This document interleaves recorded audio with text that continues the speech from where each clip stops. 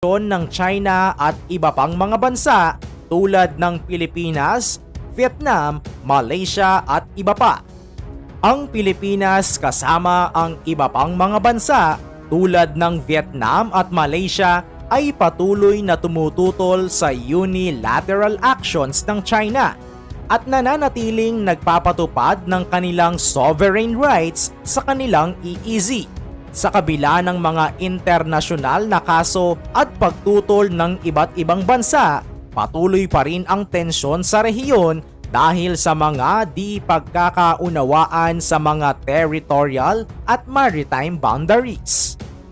Sa huli, ano pa man ang mangyari at sa kabila ng patuloy na pagsubok at panganib na hinaharap ng Pilipinas mula sa China, hindi magwawagi ang kanilang maruming taktika laban sa matibay na determinasyon